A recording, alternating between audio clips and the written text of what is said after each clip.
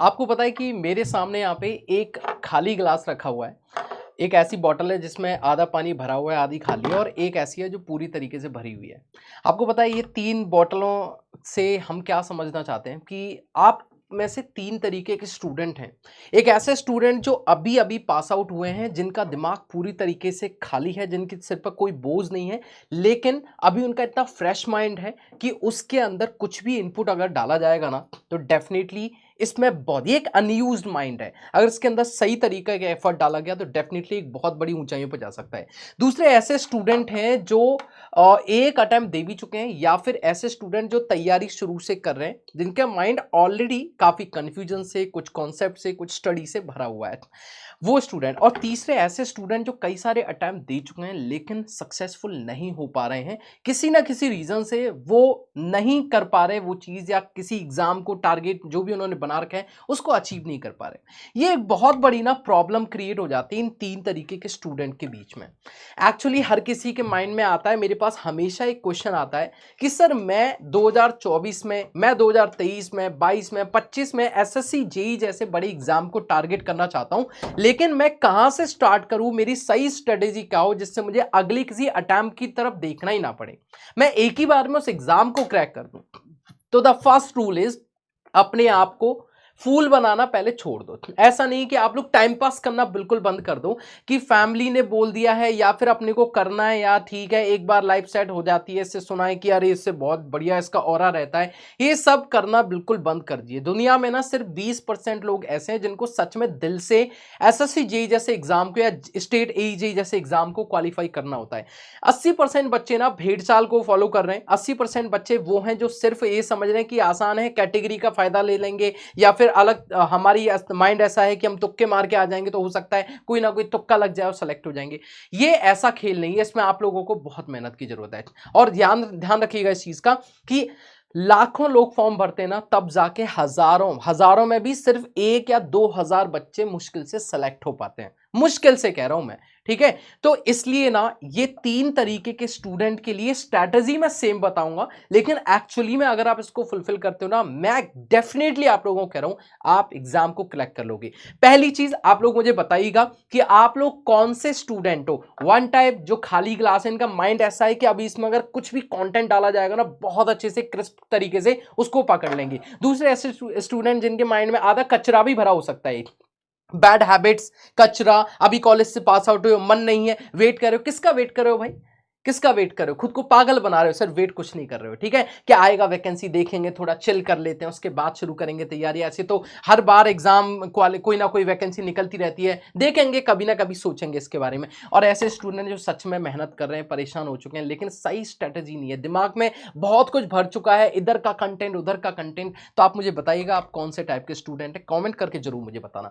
तो इस वीडियो में हम लोग बात करेंगे, जैसे कई एक बार एक बच्चे का मेरे पास मैसेज आया और उसी को देख के मेरे माइंड में आया कि सर मैं एसएससी 2024 में एसएससी जेई जैसे एग्जाम को टारगेट करना चाहता हूं इस 2024 के अंदर, तो मैं प्रिपरेशन को सच में कहां से स्टार्ट करूं। ये उसके दिमाग में जरूर आया होगा, ठीक है। चलिए बिना देरी करे सबसे पहला एक पॉइंट हम लोग देखते हैं यहां पे कि, और यही असली इस वीडियो का क्या है उद्देश्य है। एक बार इन वोटल्स को साइड में रख देते हैं, अब हम लोग इसका काम कंप्लीट हो चुका है। चलिए शुरू करेंगे और बहुत ही बढ़िया तरीके से आप लोगों को समझाने की कोशिश करूंगा कि इसमें एक्चुअली अगर आप किसी एग्जाम को टारगेट करना चाहते हैं तो आपको क्या करना चाहिए। सबसे पहला चीज, know about the syllabus and the pattern. सबसे पहली बात कि आप किसी भी एग्जाम को, जैसे कोई कपड़ा, आप मान लो फॉर एग्जांपल किसी शादी आपके घर में, आप लोगों को एक कपड़े खरीदने हैं, तो आप वहां जाके उसका पर्पस जानते हो, आप देखते हो कि घर में किसकी शादी है, बहुत जरूरी है। अगर अपनी सिस्टर की शादी है तो उसके लिए अच्छे कपड़े होंगे। एक कैजुअल, किस नॉर्मल शादी में जाना है तो कैजुअल कपड़े पहन के आप जा सकते हो। तो पर्पस और उस जगह का एक्चुअल प्रोसेस जानना बहुत जरूरी है। तो सबसे, या कोई चीज खरीद रहे हो, कोई चीज खरीद रहे हो तो उसके बारे में जानो। कोई महंगी चीज, कोई कार खरीद रहे हो तो उसके फीचर्स के बारे में जानते हो, ये किस पर्पज से ली जा रही है, पेट्रोल की है, डीजल की, हर एक चीज जानना चाहते हो आप लोग। तो इसी तरीके से यहां पर सबसे पहली बात है, किसी भी एग्जाम को क्रैक करना चाहते हैं, first know about the syllabus and pattern. पहले आप सिलेबस और पैटर्न के बारे में जानिए कि उसका एक्चुअल सिलेबस क्या है, पैटर्न क्या है। क्योंकि अगर किसी भी एग्जाम को आप स्ट्रेटेजी बना रहे हो बिना उसकी बिना उस एग्जाम की स्ट्रेटेजी, दुश्मन की ताकत को जाने बिना दुश्मन के इलाके में घुस जाओगे तो मात खा के ही लौटोगे, हार के ही लौटोगे। बात क्लियर। दूसरा, कलेक्ट द सफिशिएंट सोर्स। अगर आप पहली बार तैयारी शुरू कर रहे हैं, सफिशिएंट सोर्स यहाँ पे कुछ अलग अलग तरीके के, हर किसी के लिए अलग अलग सोर्स के अलग अलग मायने हो सकते हैं। जैसे फॉर एग्जांपल कुछ अच्छे बच्चे ऐसे हैं जो सेल्फ स्टडी से फोकस करना चाहते हैं, कुछ स्टूडेंट ऐसे हैं जो किसी एक कोचिंग इंस्टीट्यूशन का सहारा लेते हैं, कोचिंग इंस्टीट्यूशन के गाइडेंस के अंदर वो काम करते हैं, और कुछ स्टूडेंट ऐसे होते हैं जो अपने जो सीनियर्स के नोट्स या फिर अपने टॉपर्स के नोट्स से काम कर रहे होते हैं, या खुद की एक स्ट्रेटजी के साथ और कॉम्बिनेशन के साथ में काम कर रहे होते हैं।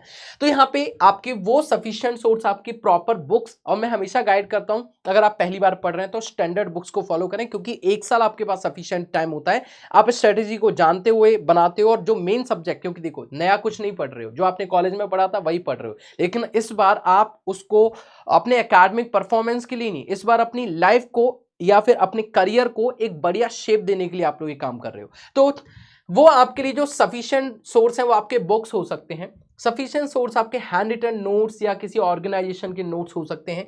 और गाइडेंस का मतलब, गाइडेंस आपका ऑफलाइन ऑर्गेनाइजेशन हो सकती है, ऑनलाइन ऑर्गेनाइजेशन हो सकती हैं। जैसे हम आपको कंटेंट प्रोवाइड कराते हैं बहुत सारा, और यूट्यूब पे भी प्रोवाइड कराते हैं, पेड क्लासेस में भी प्रोवाइड कराते हैं।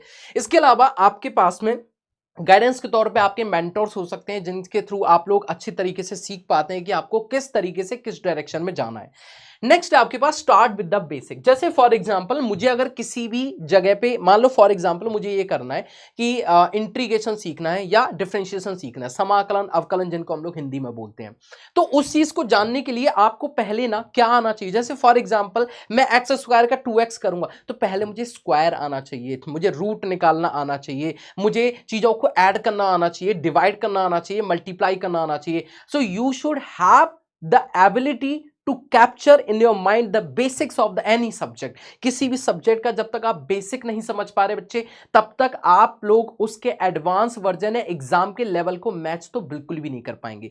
तो कभी भी किसी चीज को किसी का बिना सिर पैर से शुरू नहीं करना, हमेशा बेसिक से शुरू करना। बेसिक कहता है कि आप स्टैंडर्ड बुक्स को फॉलो करें, टाइम ज्यादा लगेगा लेकिन गहरा इंपैक्ट होगा। आप किसी भी एग्जाम में बैठ जाइएगा, उसके लिए आपको अलग अलग स्ट्रेटेजी बनानी नहीं पड़ेगी, आपका सेम स्ट्रेटेजी फॉलो करनी पड़ेगी, ठीक है। उसके बाद में नेक्स्ट होता है आपके पास प्रैक्टिस टॉपिक वाइज। देखो हमेशा क्या करता है एक स्टूडेंट, वो क्या करता है, कई सारे अलग अलग तरीके के स्टूडेंट रहते हैं। कई सारे स्टूडेंट ऐसे होते हैं जो एक बार कोर्स या जो भी आपकी ड्यूरेशन है आप लोग पढ़ रहे हो किसी भी एग्जाम के लिए, पढ़ते पढ़ते आपने देखा अच्छा ये इसमें ये वाला टॉपिक है, हमने पढ़ लिया, कवर कर लिया, लेकिन क्वेश्चन कौन लगाएगा एग्जाम में? बेटा थ्योरी नहीं आने वाली एग्जाम में, ऑब्जेक्टिव या जो भी आपके टाइप के क्वेश्चंस हैं, मल्टीपल चॉइस क्वेश्चन, अलग अलग टाइप के क्वेश्चंस आपके आने वाले हैं, लेकिन एग्जाम में थ्योरी नहीं आने वाली। तो अब देखो, आपने कभी देखा होगा जिस तरीके से क्वेश्चन लिखा रहता है वो उस टाइप का या उस तरीके की लैंग्वेज आपकी थ्योरी में नहीं लिखी रहती है।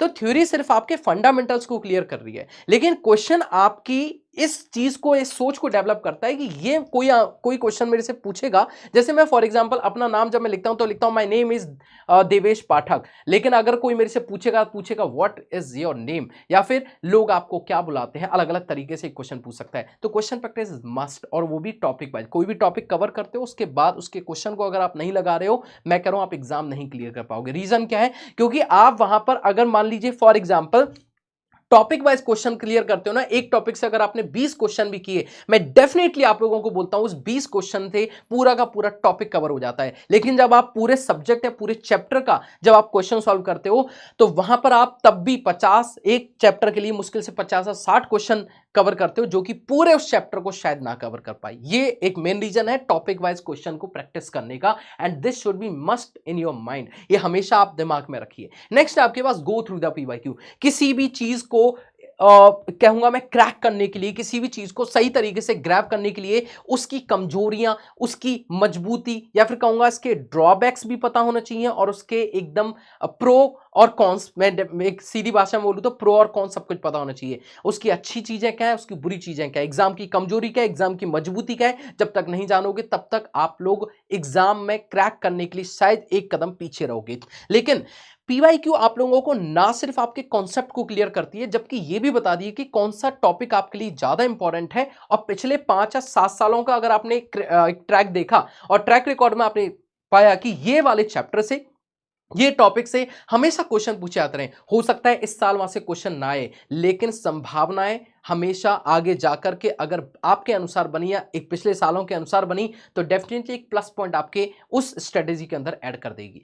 नेक्स्ट आपके पास की प्रैक्टिस मॉक जब आप लगाते हैं। अब मॉक प्रैक्टिस का मतलब यह है कि जब आप सिलेबस के बारे में जान लिया, प्रैक्टिस किया, आपने टॉपिक वाइज देखा, आपने फुल सब्जेक्ट का एक कनेक्शन, जैसे लास्ट वीडियो मैंने देखा था कनेक्टिविटी रखनी चाहिए हर एक सब्जेक्ट से जो आपने पढ़ लिया। तो जब आपने प्रैक्टिस मॉक लगाने हैं उससे पहले आपको PYQs, topic wise questions, theory, one liner, conceptual question, numerical सबके साथ आप फेस आउट कर चुके होंगे। लास्ट में आप लोग प्रैक्टिस मॉक के ऊपर जाते हो, और जब प्रैक्टिस मॉक के ऊपर जाते हो ना तो वो चीज आपके लिए बहुत जरूरी है। और जिस बच्चे ने प्रैक्टिस मॉक को पहले या दूसरे महीने से जब उसका मन लगने लग गया, स्टार्टिंग में आप 2 घंटे पढ़ाई करें, उसके बाद आप 3 घंटे पढ़ाई करें, अच्छा लग रहा है तो 4 घंटे करें, फिर अच्छा लग रहा है तो 5 घंटे, 6 घंटे तक लेके आए। मैं मानता हूं कि 6 घंटे अगर आप कोई भी स्टूडेंट, एक अच्छा एक स्टूडेंट पढ़ाई कर रहा है, डेफिनेटली ये उसकी लाइफ में एक बहुत बड़ा टर्निंग पॉइंट हो सकता है। और 6 घंटे आपको लगता है कि 6 घंटे पर, बहुत लोगों में देखा है सर हम 12 घंटे दे रहे हैं, 13 घंटे दे रहे हैं, 24 घंटे दे रहे हैं, और बाद में जब एग्जाम हो गया तो मैंने सुना उनसे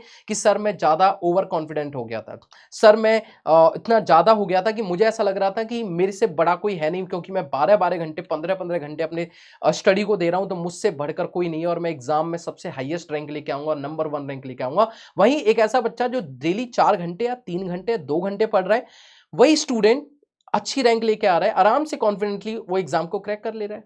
ऐसा रीजन क्या है? रीजन इसका ये है कि आपके माइंड में, जैसा मैंने आपको बताया, कचरा भरा हुआ है। अपने माइंड को खाली करें, और खाली करके एक बार अगर आपने इस वीडियो को ध्यान से देखा और इसके ऊपर काम किया, डेफिनेटली आप लोग इस वीडियो के नीचे आज नहीं तो 1 साल बाद, 2 साल बाद, 4 साल बाद लिखेंगे कि सर आपने सच कहा था और ऐसे काम किया जाता है।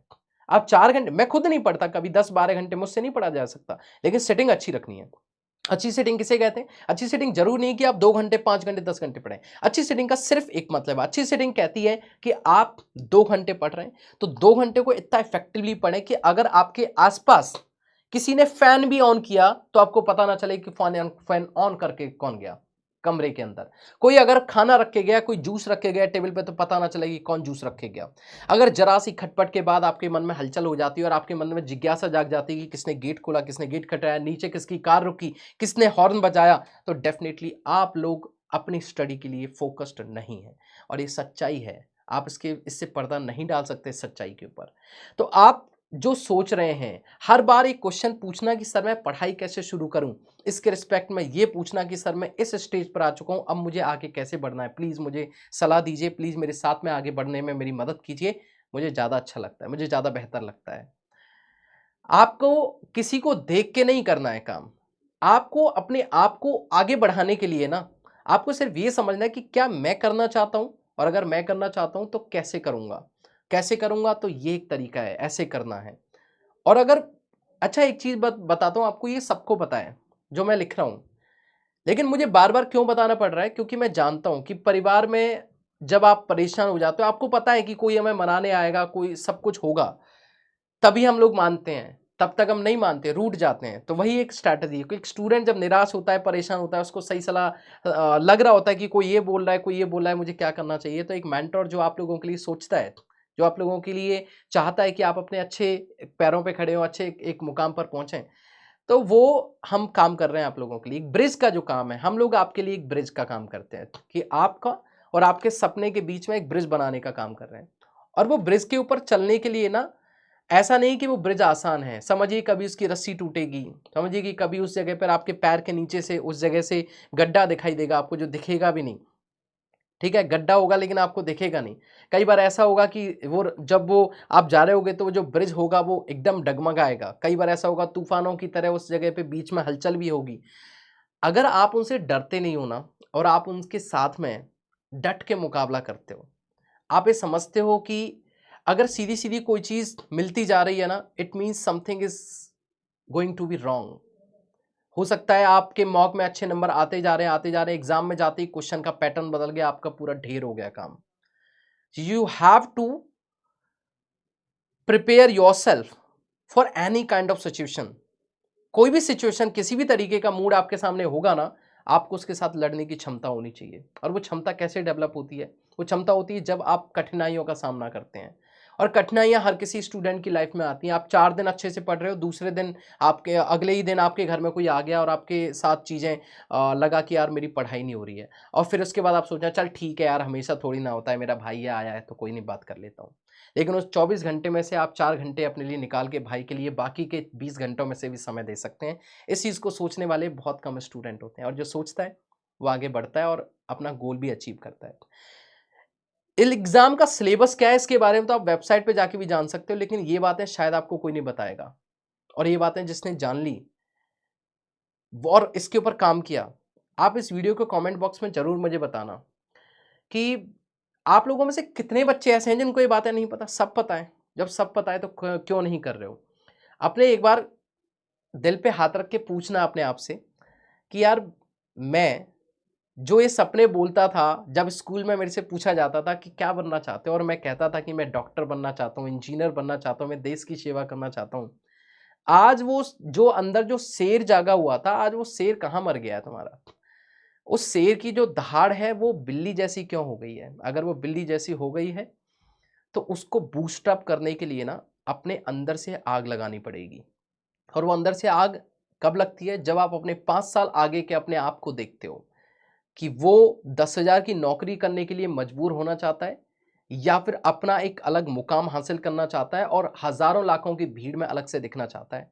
ये सब आप लोगों के निर्भर करता है, ये आप लोगों सब लोगों की सोच के ऊपर निर्भर करता है। जिसने सोच के ऊपर काम किया वो एक दिन बहुत ऊपर जाएगा, और जिसने सोच के ऊपर काम नहीं किया वो उन्हीं लोगों के जो बहुत ऊपर गए हैं उनके नीचे काम करते हैं।